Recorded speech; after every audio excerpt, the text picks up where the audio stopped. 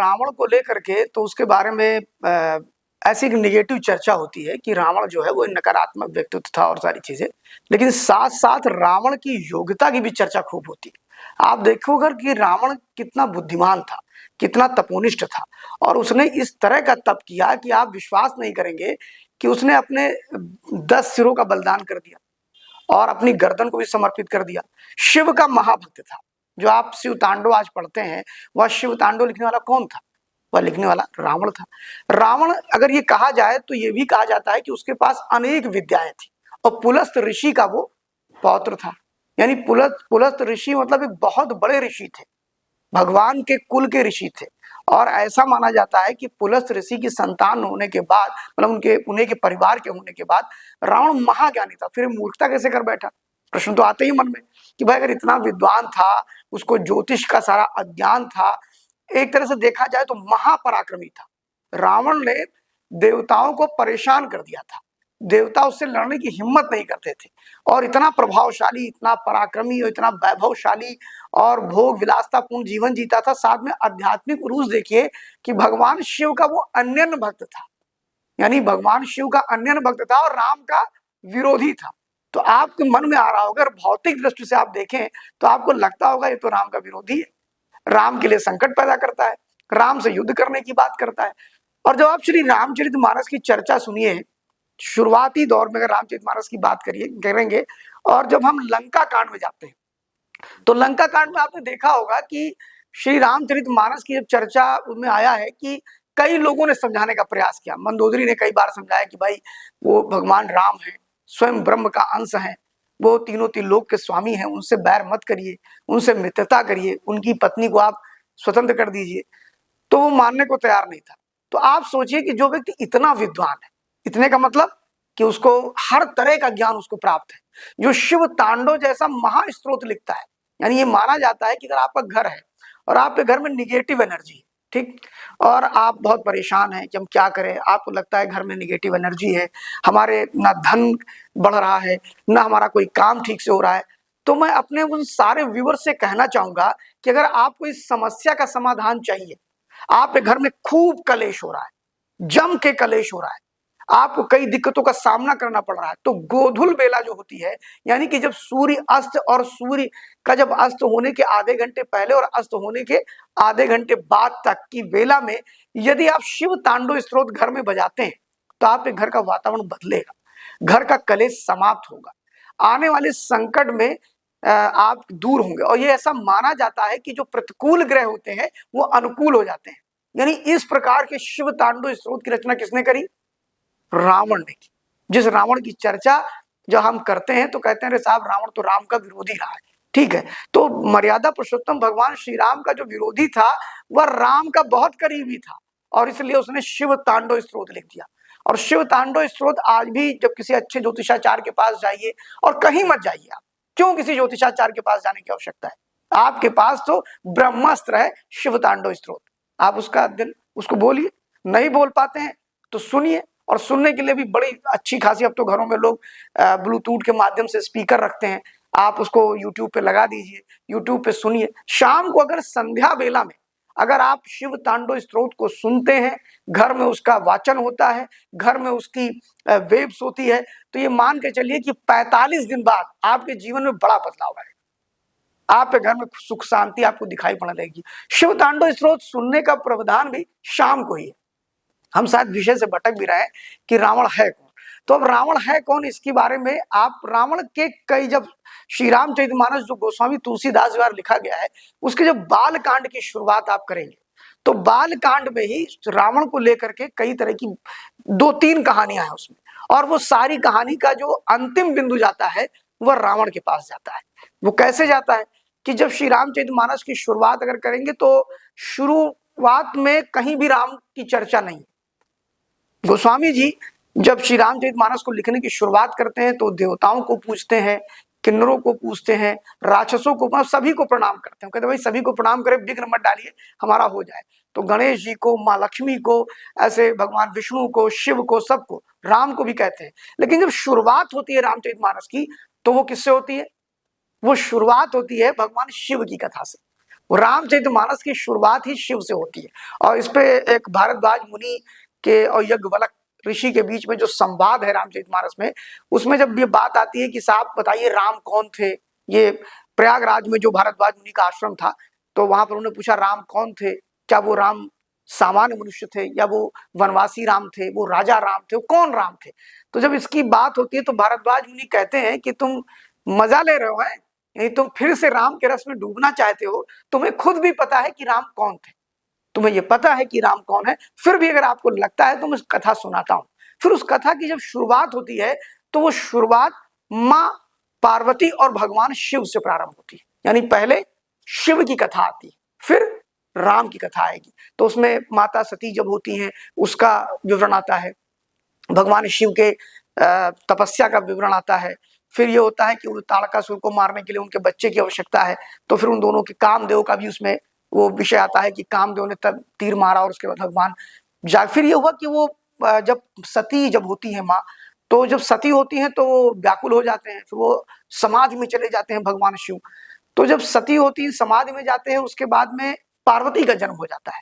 तो माँ पार्वती का जब जन्म होता है तो ये होता है कि भाई अब इनको माँ पार्वती से विवाह होना चाहिए। तो माँ पार्वती ने करोड़ों वर्षों तक अनमृत तपस्या किया। तपस्या के बाद उनकी जिद थी कि मैं शिव से ही विवाह करूंगी। और जब शिव से विवाह की जिद आई तो उसी में कई प्रसंग आता है कि नारद जी जाते हैं और वो हिमालय राज से बातचीत करते हैं और कहते हैं कि भाई विवाह हो जाना चाहिए। तो माँ सती ने बिल्कुल एक बार मन बना लिया था कि शिव से ही विवाह करेंगे।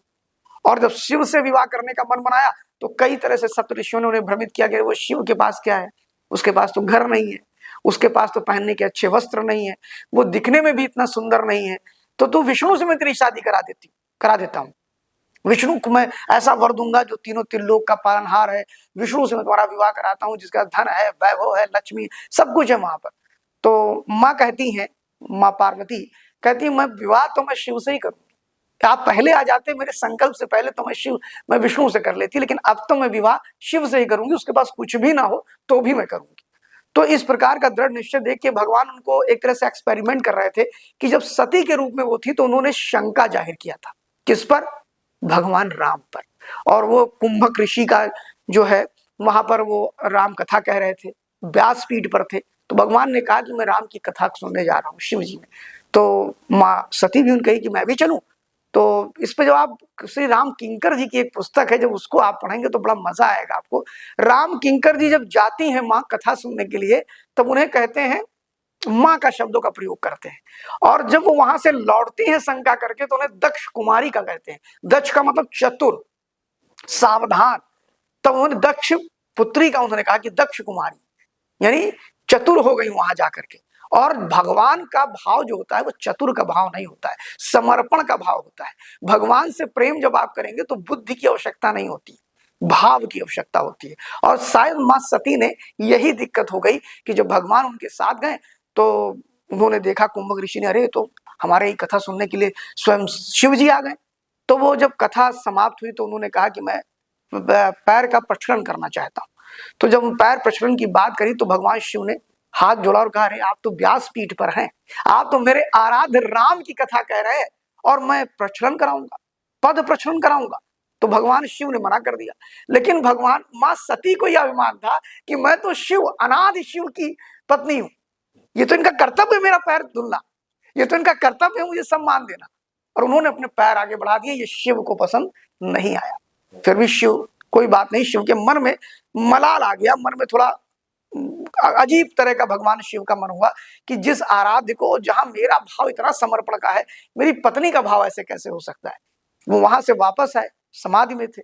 फिर भगवान शिव की स्थिति ये हुई कि माँ सती ने कहा, किसका दिन भर नाम जपा करते हो और सारी चीजें। फिर उन्होंने कहा कि भाई वो जो राम है जिनकी आप चर्चा कर रहे हो, जिनकी कथा कुंभक ऋषि सुना रहे थे, कुंभक ऋषि, तो क्या ये माना जाए कि वो वही विष्णु के अवतारी है, वो विष्णु है क्या। तो ये भी भगवान शिव को पसंद नहीं आया। जिस पे वो आस्था करते हैं उस पर अगर आप प्रश्न खड़ा कर देते हैं, लेकिन वो पत्नी थी, कुछ भी नहीं हो सकता भाई उनके खिलाफ। तो उन्होंने कहा ठीक है तुम ही जाकर के एक बार परीक्षा कर लेते हैं उनकी। तो भगवान शिव ने ऐसे देखा और उन्हें बड़ा अजीब लगा कि मतलब मेरे आराध्य की परीक्षा लेंगी, मेरी बातों पर आपको विश्वास नहीं है, मेरी बातें सत्य नहीं है, मैं तुमसे असत्य बोलूंगा। उसके बावजूद उन्होंने कहा अगर तुम्हारी इच्छा है तो जाओ, क्या करना है, चले जाओ। तो जब वो माँ सती थी, उस समय पार्वती नहीं, सती के रूप में जब वो पहुंची, तो उन्होंने भगवान को, यानी जो भगवान भटक रहे थे, वन वन सीता को खोज रहे थे, तो उन्होंने करा क्या कि अपने स्वरूप को बदला और माँ सीता के स्वरूप में खड़ी हो गई। और जब माँ सीता के स्वरूप में माँ सती हुई वहां पर, तो उधर से लक्ष्मण और भगवान राम दोनों लोग आ रहे थे। तो दोनों लोगों ने इन्हें देखा और इन्हें लगा कि ये तो अगर ये सामान्य मानव होगा तो ये क्या जान पाएगा, ये तो मुझे सीता ही समझ के भी लपट जाएगा, चिपक जाएगा और रोने लगेगा। तो उन्होंने तुरंत जब देखा माँ को, तो भगवान राम ने कहा कि माते प्रणाम। और भगवान राम ने कहा कहाँ है वृषकेतु। वृषकेतु मतलब यानी नंदी, नंदी मतलब बैल, तो बैल को वृष कहते हैं, तो वृषकेतु कहाँ है, ये भी भगवान शिव का एक नाम है। वृषकेतु भी भगवान शिव का एक नाम है। जब आप शिव सहस्त्र नामावली पढ़ेंगे, यानी 1000 नाम शिव के पढ़ेंगे, तो उसमें वृषकेतु भी है, शुक्लाय भी है, सूर्याय भी है, मासाय भी है, पक्षाय भी है, ऐसे अनेक नाम है उनके। उन अनेक नामों में वृषकेतु भी एक नाम है। और जब वृषकेतु की चर्चा उन्होंने करी तो माँ तो बिल्कुल पागल हो गई कि अरे ये मैंने क्या पाप कर दिया। तब उन्हें आत्मग्लानि हुई। आत्मग्लानि इतनी जबरदस्त हुई कि वो 2 मिनट के लिए भगवान ने फिर उनको अपने से साक्षात्कार कराया। और वहीं पर एक वृक्ष था, उस वृक्ष के नीचे माँ बेहोश होकर गिरी और उन्हें पूरे ब्रह्मांड दिखाई पड़ने लगे। और ब्रह्मांड में राम दिखाई पड़ने लगे, जगह जगह राम दिखाई पड़ रहे हैं, विष्णु दिखाई पड़ रहे हैं, अनेक स्वरूप दिखाई पड़ रहे हैं, हर जगह राम दिखाई पड़ रहे हैं और चकरा गई बिल्कुल। और जब वो वृक्ष के नीचे थोड़ी देर बाद भगवान को लगा कि अब इनको माया से निकालना चाहिए, और उन्होंने उनको माया से निकाला और माँ को प्रणाम किया और कहा कि माँ जाकर के वृषकेतु को, यानी हमारे आराध्य भगवान शिव को मेरा प्रणाम कहिएगा, कहिएगा राम वन में मिला था। इतना कहने के बाद जब माँ सती वापस आती है तो उन्हें अंदर से आत्मग्लानि होती है कि मेरे मेरे मतलब मेरे पति के, मेरे प्रभु के इष्ट भगवान राम की मैंने परीक्षा ली, ये गलत किया मैं, मुझे नहीं करना चाहिए, मुझे अपने पति की बातों का विश्वास करना चाहिए था। मुझे शिव ने एक भी असत्य बात नहीं कही थी और उसके बावजूद मैंने उनके आस्था पर, उनके विश्वास पर विश्वास ना किया, ये मेरे लिए सबसे बड़ा प्रश्न था। ऐसा किसने कहा? माँ सती ने कहा। तभी वो पार्वती नहीं, सती है। तो जब यहाँ से जाती है, जब हम कुछ गलतियां कर देते हैं तो थोड़ा मन कमजोर होता है ना, तो गलती करने के बाद जब ये जाती हैं और भगवान शिव के पास, तो शिव इनसे एक प्रश्न करते हैं और वो प्रश्न करते हैं कि क्या तुमने परीक्षा ली हमारे राम की, हमारे आराध्य की? तो ये कहती नहीं, मैंने परीक्षा नहीं ली। तो तुरंत शिव ध्यानस्थ होते हैं और देखते हैं कि इन्होंने परीक्षा ली, इन्होंने माँ सीता का स्वरूप लिया।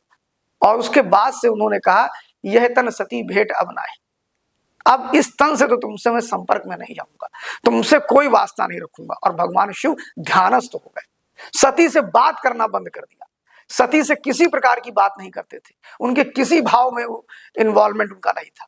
यानी एक तरह से सती जी का उन्होंने बहिष्कार कर दिया। चलता रहा चलता रहा। सती जी को भी पता था कि मैंने गलती किया है, वो भी कुड़ रही थी, परेशान थी, लेकिन वो उनको पता था कि मैंने गलती किया, इसलिए वो उस पर कुछ बहुत ज्यादा आक्रामक नहीं थी और सारी चीजें। अचानक एक दिन दक्ष प्रजापति ने बहुत बड़ा आयोजन किया और अपने सारे पुत्रियों को बुलाया, 27 नक्षत्रों से जो है उनकी पुत्रियां हैं और सारे, तो उनको बुला करके उन्होंने सबका भाग लगाया, सभी देवताओं से उन्होंने अपनी पुत्रियों का विवाह किया था दक्ष ने। तो उन्होंने एक यज्ञ का आवाहन किया। तो महाराजा दक्ष ने जब यज्ञ का आवाहन किया तो उसमें सभी देवी देवताओं के भाग लगाए गए। तो जब वो जा रहे थे तो माँ सती उनको, भाई नैहर मोह के का नहीं, मतलब अपने मैके की याद सभी स्त्रियों को आती है और मैके से एक अजीब संपर्क होता है, एक अजीब जुड़ाव होता है, एक प्रेम होता है मैके से। तो जब मैके से प्रेम की चर्चा हुई, तो जब विमान जाता था उड़ करके, आप समझिए, तो जब भाई विमान से, जैसे आजकल लोग कार से जाते हैं कि भाई वो मेरा सालू कार से जा रहा है, वो पजेरो कार से जा रहा है, वो मर्सिडीज से जा रहा है, तो ऐसे उस समय भी उनके सालू भाई जो भगवान शिव के थे वो सब पुष्पक विमान से जा रहे हैं, कोई किसी विमान से जा रहा है। तो वो जब देखे तो उनका ही मन हो कि भाई मैं भी जाऊं, मैं भी अपनी बहनों से मिलूं, अपनी माँ से मिलूं, अपने पिता से मिलूं। फिलहाल पिता उस विवाह से प्रसन्न नहीं थे जो भगवान शिव और सती का हुआ था, उसका भी एक बड़ा विस्तृत चर्चा है, उसकी वो बाद में करेंगे। तो ये जब वहां पर उन्होंने देखा तो उन्होंने भगवान शिव से कहा कि मेरी जो अन्य बहनें हैं और पिता ने एक बहुत बड़ा यज्ञ रखा है, तो मैं चाहती हूँ कि मैं उसमें चली जाऊं और आप भी चलिए। तो उन्होंने कहा ना। तो भगवान शिव कहते हैं, ये रामचरितमानस में कोट है, भगवान शिव कहते हैं कि 3 जगह पर बिना बुलाए जाना चाहिए, इसमें कोई अनुचित बात नहीं। एक गुरु के घर पे, एक माता पिता के घर पे, और उन्होंने कहा और मित्र के घर, वहां बुलावे का इंतजार नहीं करना चाहिए। ये तीन ऐसे लोग होते हैं। ये रामचरितमानस में भगवान शिव सती से कहते हैं कि इन तीनों के घर में बुलावे की आस नहीं देखनी चाहिए कि बुलावा आएगा तब जाएंगे, लेकिन वो तब है जब आपके उसके संबंध बहुत अच्छे हो तब। और उन्होंने कहा कि मुझे नहीं लगता कि सती तुम वहां पर जाओ, मुझे लगता है तुम्हारे साथ कुछ दुर्व्यवहार हो सकता है, तुम्हारे साथ अच्छा व्यवहार नहीं होगा। और अगर तुम्हारे पिता वास्तव में तुम्हारे प्रति इतने चिंतित हैं, वास्तव में तुम्हें प्रेम करते हैं और तुमसे नाराज नहीं है, तुमसे क्रोधित नहीं है, तो मान लीजिए मुझसे वो नाराज थे, तुमसे क्यों नाराज? तुम्हें तो कम से कम निमंत्रण देना चाहिए था ना, अपनी पुत्री को तो निमंत्रण देना चाहिए था ना। लेकिन माहौल अलग है, वो तुम्हें उन्होंने निमंत्रण नहीं भेजा। लेकिन कहो नीक मोरे मन भावा, यह अनुचित नहीं निमत पठावा। ये कौन कह रहे हैं? भगवान शिव कह रहे हैं कि कहो नीक मोरे मन भावा, तुमने बात कही है, अच्छी बात है, मेरे मन में भाया कि भाई तुम्हें अपने घर जाना चाहिए, महाराजा दक्ष के उस यज्ञ में, क्योंकि वो तुम्हारा मैका है, तुम्हें वहां पर पहुंचना चाहिए। लेकिन न्योता नहीं भेजा, ये गलत है। और वहीं पर भगवान शिव क्या कह रहे हैं कि तीन लोगों के घर निमंत्रण की आवश्यकता नहीं है, वहां बिना बुलाए जाना चाहिए। माता पिता, गुरु और मित्र, इन तीनों के घर निमंत्रण की आवश्यकता नहीं होती है। लेकिन भगवान शिव ने देखा कि माँ सती का बहुत अच्छा मन है, जाने की इच्छा है, ठीक है जाइए आप। तो उन्होंने कहा मैं अकेले नहीं भेजूंगा साहब, मैं आपके साथ अपने गणों को भेजूंगा। तो शिव के तो अनेक गण हैं, राक्षस भी हैं, देवता भी हैं, सारे लोग उन्होंने भेज दिया गण के साथ। जब माँ सती वहां जाती, आप समझिए, तो सती जब वहां पहुंचती हैं तो उनसे कोई बात नहीं करता है, ना तो उनकी बहनें बात करती हैं। जैसे होता ना एक अहंकार है, इनको बुलाया नहीं गया, ऐसे चले आए। तो उनकी माँ ही उनसे मिली और आंखों में अश्रु बह रहे थे। पूछा कैसी हो, जमाता कैसे हैं। इसके अलावा ना तो उनके पिता ने उनसे वार्ता करी, ना उनकी बहनों ने उनसे बातचीत किया, ना उनके बहनोइयों ने उनसे बात किया, ना किसी और ने बात किया। माँ सती बिल्कुल परेशान हो गई और अंतर मन से बिल्कुल रो रही थी। और जब माँ सती पहुंची तो तीन देवताओं के भाग लगते हैं किसी भी पूजा में, ब्रह्मा विष्णु महेश। वहां ब्रह्मा और विष्णु का तो भाग था, लेकिन दक्ष ने शिव का भाग नहीं रखा। और फिर वहां आप देखिए एक स्त्री, पतिव्रता स्त्री का स्वभाव कैसा होता है। और कभी कभी जब कोई स्त्रियां घर में अपने पति को भले ही डांटते, आज के परिवेश की अगर बात करें, लेकिन दूसरा कोई डांटता है तो वो चंडी बन जाती, काली बन जाती और आपसे ज्यादा आक्रामक हो जाएंगी आपका विरोध करने वाले के प्रति। ऐसा होता ही होता है। तो जब माँ सती का वो जब प्रसंग पढ़ेंगे रामचरितमानस में, तो कभी कभी जब पढ़ते हैं तो अश्रु भी आ जाते हैं आंखों से। खासतौर अपनी पत्नी को जब कोरिलेट करेंगे आप, या बहुतों की पत्नियां ऐसी हैं कि जो खुद तो कुछ भी कहते नहीं, दूसरे के कहने पर बर्दाश्त नहीं करती। स्वयं तो उन्होंने मतलब भगवान शिव की बात नहीं मानी, राम की परीक्षा ली, लेकिन जब वहां उन्होंने अपने पति का भाग नहीं देखा तो उन्हें अपने अपमान को घूट पी गई वो। समझिए, किसी ने नहीं बोला कोई बात नहीं, किसी बहनों ने बात नहीं किया कोई बात नहीं, माँ ने थोड़ी बात की कोई बात ठीक है, लेकिन जब अपने पति का भाग नहीं देखा तो माँ सती क्रोधित हो गई। उन्होंने कहा मेरे पति का सम्मान नहीं तो मैं इस यज्ञ को पूर्ण नहीं होने दूंगी। और उन्होंने क्या किया, उस यज्ञ में अपने पिता को श्राप देते हुए उस यज्ञ में कूद गई, दक्ष प्रजापति को, और यज्ञ का विध्वंस हो गया। और जब यज्ञ का विध्वंस हुआ और ये बात जब शिव को पता लगी तो उन्होंने अपने गणों को भेज करके पूरे यज्ञ को तहस नहस कर डाला। और उस आपने वो कहानी तो सुनी होगी कि भगवान शिव ने सती के जले हुए शरीर को लेकर के पूरे ब्रह्मांड में पागल हो गए शिव। यानी यहाँ देखिए, अब यहाँ एक मजेदार बात आपसे कहना चाहेंगे कि शिव और सती के बीच में मनमुटाव कहां से आया? राम की परीक्षा से। अब इस पूरे प्रकरण में आपको लग रहा होगा, इस पूरे प्रसंग में लग रहा होगा कि दोनों के बीच आपस में बड़ी युद्ध है, बड़ी लड़ाई है। उस प्रेम को देखिए, पराकाष्ठा प्रेम की देखिए, कितनी पराकाष्ठा उस प्रेम की है कि अपने पिता के यज्ञ का विध्वंस कर देती है मां सती। और कितनी पराकाष्ठा अपने पत्नी के प्रेम की है कि उनके शव को लेके पूरे ब्रह्मांड में पागलों की तरह नाच रहे हैं भगवान शिव। उन्हें रोकने वाला कोई नहीं। पूरे ब्रह्मांड में लोग डरे थे, सहमे थे, अब क्या होगा। और शिव को क्या है, शिव के दृष्टि में ना तो पेड़ है ना पौधे हैं, कौन है? सिर्फ मां सती। इतना प्रेम करने वाला कोई है क्या? किसी की पत्नी जल जाएगी उसको लेकर घूमता रहेगा क्या? उसकी याद में विध्वंस करेगा क्या? ये प्रेम की पराकाष्ठा। मैं कभी कहता हूं कि अगर आइडियल पति पत्नी का अगर देखना हो हमारे मैथोलॉजी में, हमारे अध्यात्म में, हमारे धार्मिक क्षेत्र में, तो वो आइडियल पति पत्नी तो सिर्फ शिव और महादेव हो सकते हैं, इसके अलावा कोई नहीं हो सकता है, जिनके प्रेम की पराकाष्ठा इतनी बड़ी है कि आज के भौतिक युग में जो प्रेम की कहानियों पर फिल्में बन रही हैं, वो चींटी के भी 10 लाखवें भाग से भी कम। ये हमारे शिव का प्रेम था और मां पार्वती का प्रेम था, मां सती का प्रेम था। और जब ये प्रेम बढ़ा तो उसके बाद में अब करें क्या? तो भगवान विष्णु ने फिर चक्र से एक एक अंग को काटा। वो अंग जो कटते गए वो आज के इस कलयुग में वो स्थान सारे शक्तिपीठ कहे जाते हैं, जिनमें बताया था देवी के 51 अंग जब कट के गिरे तो वो शक्तिपीठ में बदल गए। और 51 शक्तिपीठ में कुछ ढाका में भी है, कुछ पाकिस्तान में भी है और भारत के अंदर भी है। लेकिन इसके बाद में फिर सती का जब पार्वती का स्वरूप होता है, विवाह होता है, भगवान विष्णु उनके भाई बनते हैं और उस विवाह की भी बड़ी चर्चा है। इसके बाद ही माहौल बनता है कि मां पार्वती कहती है कि मुझे राम की कथा सुननी, सुनाइए ना। तो उन्हें लगता है बदली है कि नहीं बदली है, अभी भी वैसे ही है।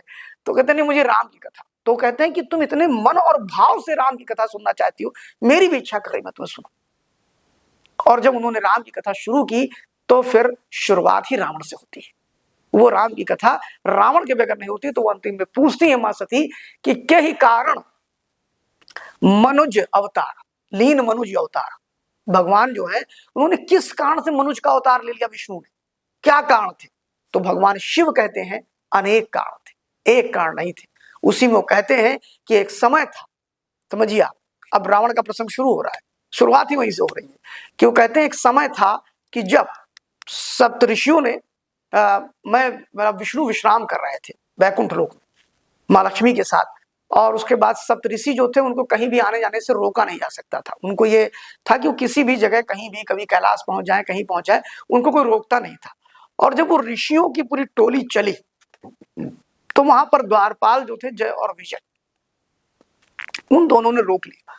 और रोकने के बाद उनसे कहा कि आपको अंदर नहीं जाने देंगे। कहीं क्यों? कहीं भगवान विष्णु अभी शेष शैया पर विश्राम कर रहे हैं। तो उन्होंने कहा तुम जानते नहीं मैं सप्तऋषि हूं। फिर होंगे आप सप्तऋषि, इससे क्या मतलब?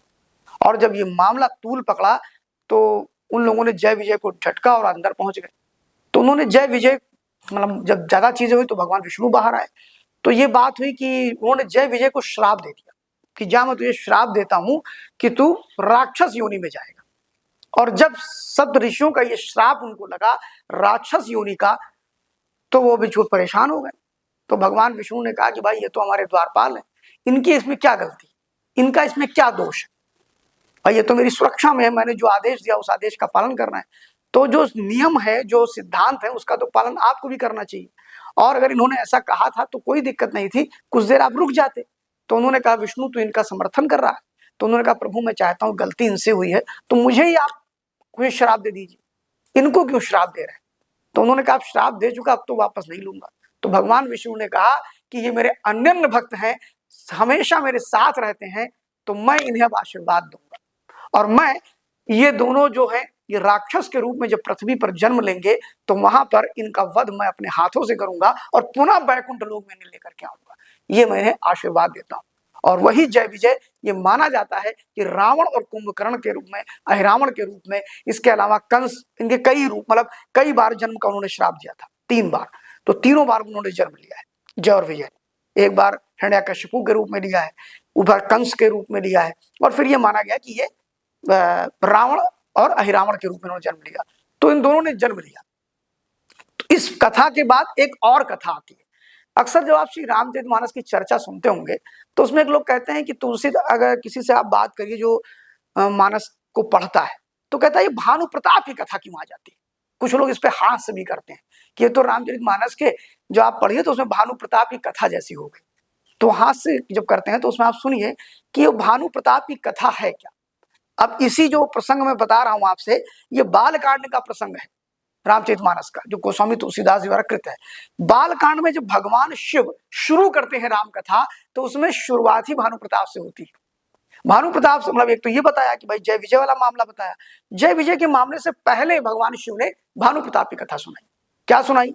कि प्राचीन काल का समय था और उसमें एक भानु प्रताप राजा था जो बड़ा, और उसका जो मंत्री था वो बड़ा ही धार्मिक था, बहुत धर्मवीर। और भानु प्रताप भी बहुत धार्मिक था, उसका कुल बहुत बड़ा था, परिवार बहुत बड़ा था, बहुत ही धर्म प्रेमी राजा था। और बड़ा पराक्रमी राजा था, उससे कोई जीत ही नहीं पाता था, वो सबको हरा देता था और पूरे पृथ्वी पर उसका एक छत्र राज चलता था। मतलब जितने एरिया में वो था, उस एरिया का वो बादशाह था भानु प्रताप। भानु प्रताप जो ये काम कर रहा था पूरा, समझिए आप, भानु प्रताप की यश से, उसकी समृद्धि से, उसकी धर्मात्मा से, अब फिर वो रावण की जो मैंने कहा ना महाज्ञानी महाआध्यात्मिक था, वो पुष्टि इसके साथ दी भानु प्रताप के साथ दी कि भानु प्रताप भी बहुत आध्यात्मिक था, बहुत धार्मिक था, पूजा पाठ करता था और वो सबको पराजित कर देता था, महापराक्रमी था भानु प्रताप। और उसका मंत्री जो था वह उसे अच्छी सलाह देता था और बिना अपने मंत्री से सलाह लिए कुछ काम करता नहीं था। उसकी पत्नी थी, उसके बेटे थे, भरा पूरा परिवार था। लेकिन भानु प्रताप ने को एक दिन शिकार खेलने का मन किया कि चलो भाई शिकार खेलने जाते हैं। तो उस दिन भानु प्रताप ने शिकार खेलने के लिए जैसे चला, तो जब जंगल में गया तो बहुत घना जंगल था, इतना घना जंगल था सूर्य का प्रकाश ही वहां नहीं आता था। और जाते जाते ये रास्ता भटक गए, शाम को वापस नहीं आ पाए। और जब रास्ता भटके तो ये वहां पर इन्होंने देखा एक साधु, एक मुनि ध्यानस्थ था। तो इन्होंने उसको देखा और कहा कि अरे महाराज जी प्रणाम, क्योंकि धर्मभीरू था ना ये, मतलब धर्म के प्रति बहुत आस्थावान था। तो वो जो मुनि बना बैठा हुआ था वो भानु प्रताप के डर से ही वहां जंगल में पड़ा था और वो एक राजा था, हारा हुआ राजा था।